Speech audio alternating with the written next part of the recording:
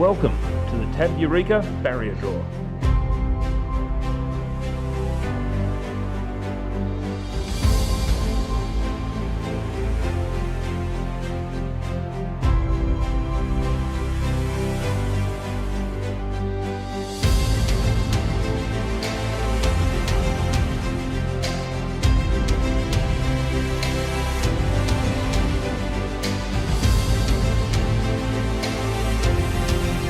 I was absolutely delighted. Did you like what I did there?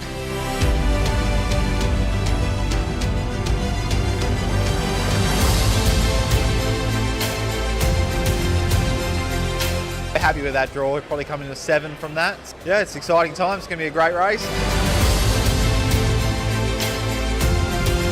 I've got friends that have nothing to do with harness racing and they're asking me about the Eureka. What is it? It's very, very exciting.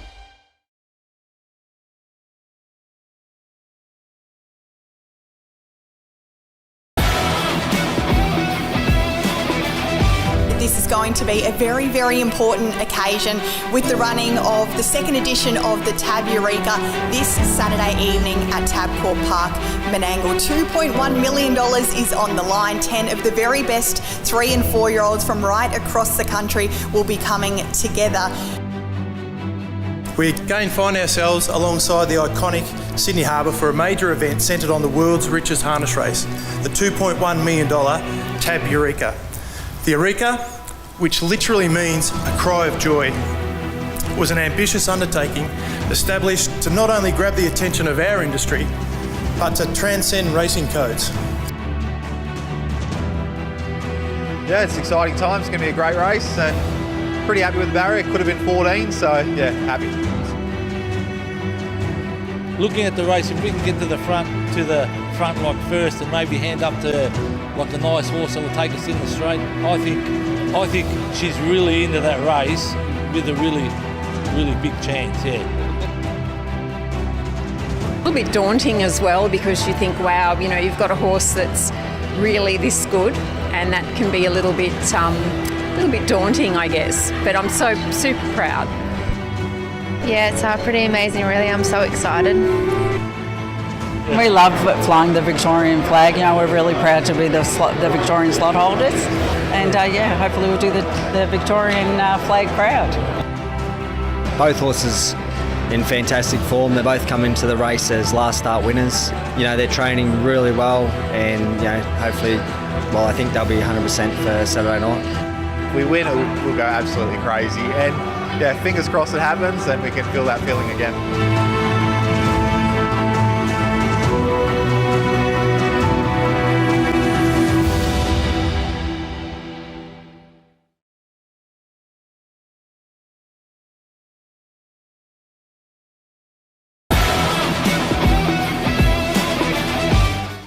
What a thrill, mate.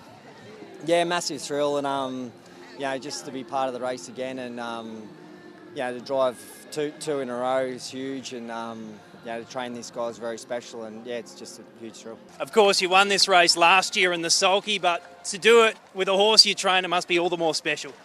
Oh, for sure. It's a massive thrill and, yeah, just to win, just couldn't be a prouder moment and, you know, just credit to the horse and all the connections. He's just continued to get better all the time and, you know, he was spot on tonight and run a super race.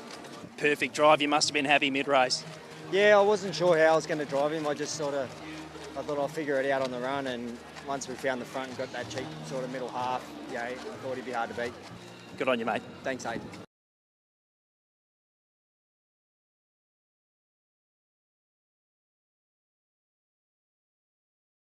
Kate, do wins get any better with this horse? I know, he just loves Menangle, doesn't he? The last couple of runs, they're a little bit below par and I was sort of racking my brain a little bit, but he just takes a couple of runs to get to his best and he comes here and he just loves it.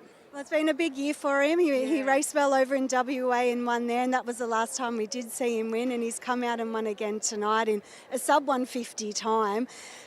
how did he feel in the run and what were your thoughts? Did you think he could win it as the race panned out? Yeah, in the run I did. When the second quarter was so quick and there was speed on, I'm like, this is perfect for Tex, and so it did work out pretty well for him, the run he had and stuff. But he goes 1:49. I think he's gone it 3 times or something. That's probably the slowest time he's gone, I think, since he's raced here. So I think he went faster, 1:48.8 as well. But that's on the fence, obviously. But he can run the time, and he's had a great season. And I know for some people he can be frustrating, and he doesn't win when they expect him to win. But we're just so lucky to have him, and we think the world of him. I would too. And where are we going to see him next? What's the rest of his year look like? Well, I think Andy wants to go back to Perth. So for the West Australian Cup, I think it's called. So that's in November. But obviously Vic Cup first and see how we go on that. All right, well, enjoy this win, Kate. Well done. Thank you.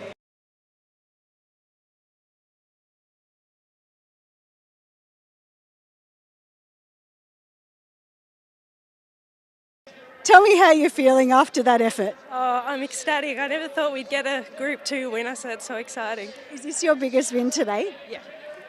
And you own this horse yourself, the Swift one? Yeah, I own it myself. How did you come about this horse? Well, I've always loved Renaissance Man, and we saw her at the sales, and we had a foal that actually died by Renaissance Man, so we only bought her because it died, so it was meant to be. Gary Hall Jr. on your filly.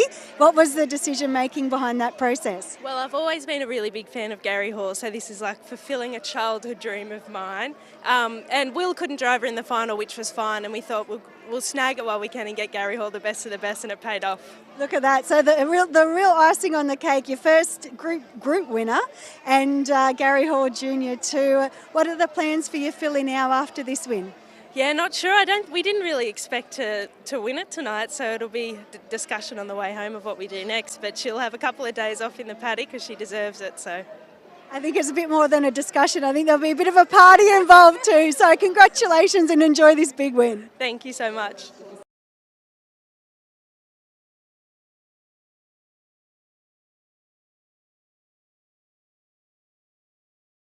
Rob, what a great end of the night for you. It's been a huge week, and to get a winner on Eureka night, maybe not the Eureka, but a Group 2 race must be a good feeling. Yeah, it's a good consolation, I guess. A bit disappointing the last race, but wasn't run to suit. Still finished off well. But anyway, good to win that race. And Ricky said he wasn't going to take no crap tonight and he was going to keep going. Yeah. And he did. So. Well, that's a personal best for the horse too. Tell me a little bit about him. How did you come across him? Well, most of the horse I breed, but I actually bought him as a weanling. And I bought 3 Lazarus from a dispersal sale, and he was one of them, and he's the best one of the 3. So, yeah. What did you like about him? Ricky liked him, so yeah. So he said he'd buy this horse, so why not? Yeah, we bought it, so yeah. Well done. That's his second career win and a Group 2 at his second start. Go enjoy it. Yeah, thank you so much. Ricky, what a great run by that horse. Yeah, he copped a bit of pressure early, but he's a horse I've always had time for. He was just a bit immature in his mind, and I knew he'd run some pretty good sectionals, so I wasn't worried about early tempo. Yeah, well, that's his second win, and second 2 starts this prep for 2 wins, so it looks like he's really starting to put it all together for you. He is. If his mind stays, where it should be, he'll develop into a nice horse. He's just he's got to learn what the racing cape is about, but he has got a motor. I was just talking to Rob Watson, and he said you picked out this horse as a yearling. What did you like about him? Just as a weanling, one that he was blue eligible.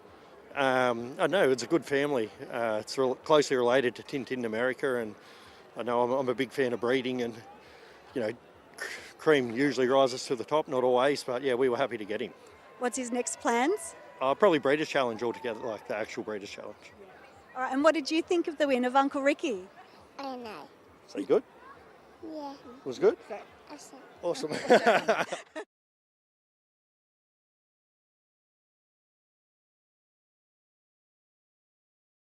Tell me about it, this win with Soap Opera tonight. She had the bad draw and she's overcome it. Did you think she could do it? Oh, not in the run, no. I thought we were in a lot of trouble, yeah. But Angus, she kept cool and she come home with a wet sales. Great win, yeah.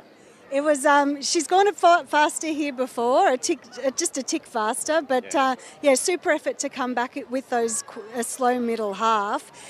How do you rate that as a win for you in your training career? Oh, very thrilling. I mean, Forever Gold always was at the pinnacle of our training career, but, if this filly can do half the job, we'll be more than happy. Now, you've had this filly from day one. Tell us a little bit what she's like at home and at the stables. Oh, she's a handful. She's just one of those girls that always seems to find trouble and you know, she ties up and does all sorts of things, but she's really good at the moment. When she's good, she's real good, and when she's bad, she's a worry.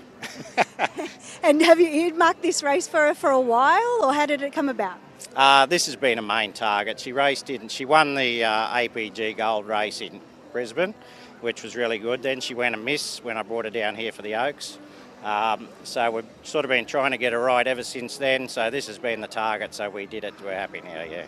All right, and now where to for soap opera? Well, I think we'll have a go at the Breeders' Challenge now, definitely. So we'll try and give her a little ease up and then bring her back and have a go at that. All right, well, congratulations. Go and enjoy this win. Thank you very much.